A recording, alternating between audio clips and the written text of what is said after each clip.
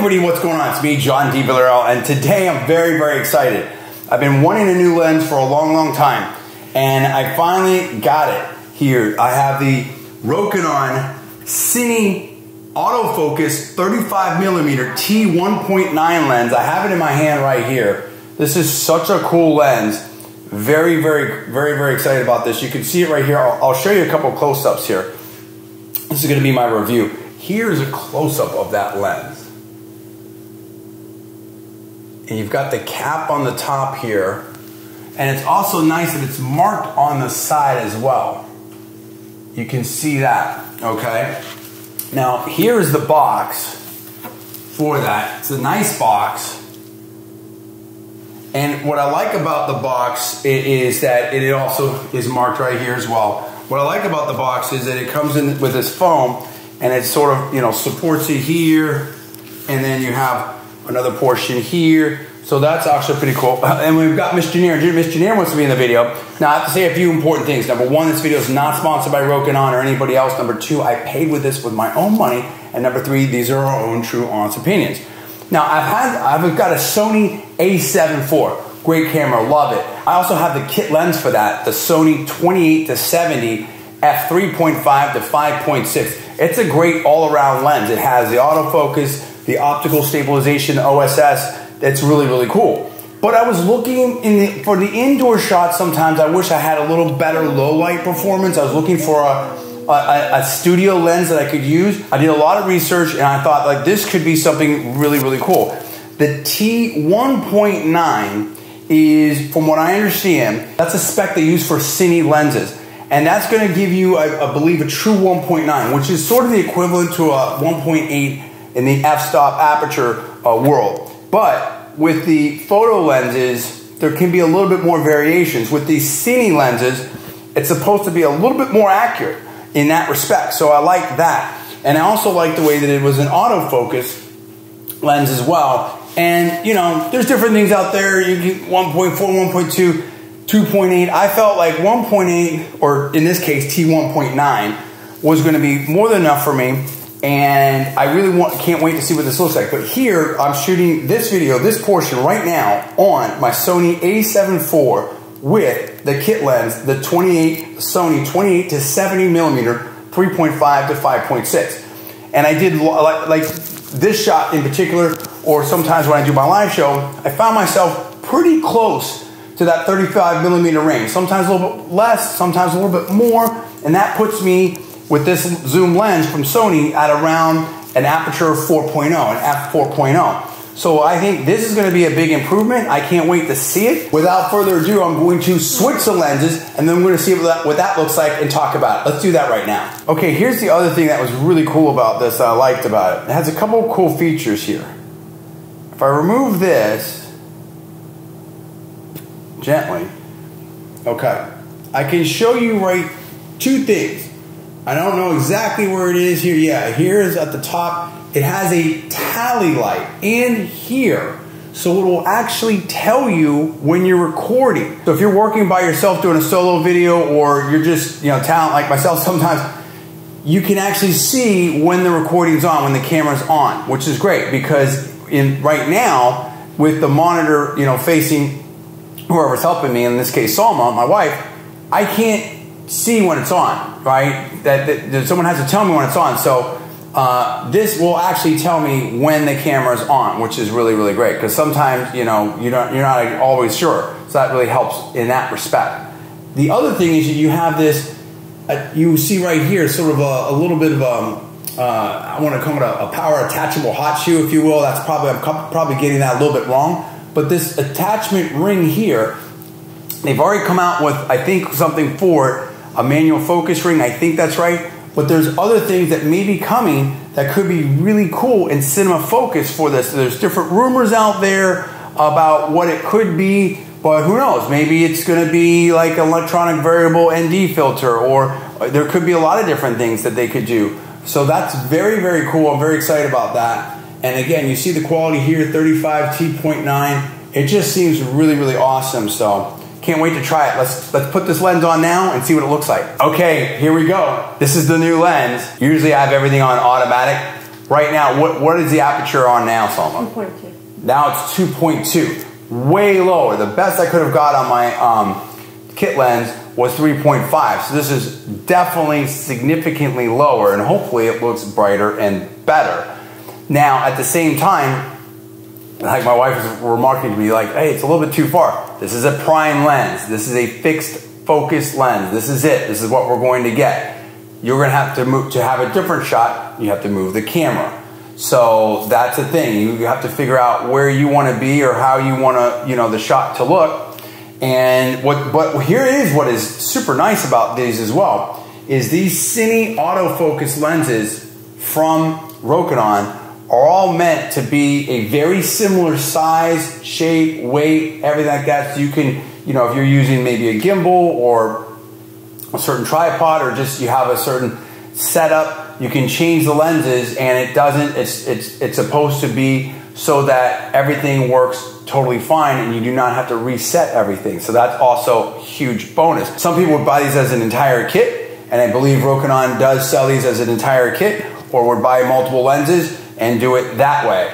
But as I said, most of our work in this interior in studio is going to be right around that 35, somewhere between a 35 and a 50 range is where we're going to do most of the work. Probably actually more like 35 to 40, 42. So I kind of toyed around with, do I want to get the 45mm lens?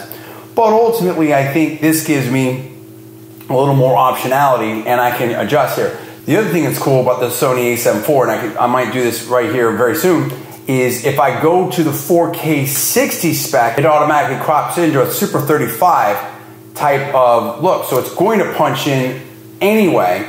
And I actually really like the way the 4K 60 looks in my Sony a7 IV. So it kind of did give me, because of that, with the Sony a7 IV, I'm like, okay, well, I kind of get a 35mm lens and sort of like a 50-ish millimeter lens anyway, just by doing that. In fact, why don't we do that right now, and you can see what that looks like, and I'll stand right around the same spot. Let's do that right now. Okay, this is a 4K 60, so it punched right in. You can see it's tight, so now Salma's got to adjust to be able to get my face in the frame.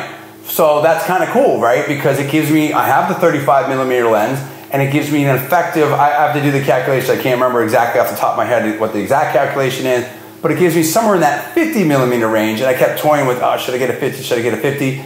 And see, what's good about this now is if I want a little more space to be in that like 45mm range, we can simply move the tripod. Salma, if you'd help us out and just kind of slide the tripod back to where you think it's going to look nice for this shot. Back? Yep, to wherever you think is good. Better? This looks like exactly how you... So, and there you go. So again, instead of the zoom moving with the prime lens, the camera has to move. But that gives me versatility, so that's why I went with the 35, because 35 is a great classic look, but because of my camera and being able to punch in, and I certainly could do it in post too, but just with the APC, just with the 4K 60 going to that Super 35, you know, crop it, I had very easily within the Sony a7 IV, I had that around 50mm range anyway. So that's, you know, that's what I want to look like. What do you think, Salma? How does, you've been working with this? Haven't seen so much. I've seen a little bit. How does this lens look right now? It looks really nice and very bright. And as you said, like, you know, honestly, with these prime lenses, you just like have to move the camera. You will be like, you know, that zoom in and zoom out. It doesn't do that, like, you know, for you. But where would you? So you've been working with this a little bit, and again, we'll see what the footage looks like, and I might do like a little final adjustment once I see the footage. Where would you put this on a 1 to 10?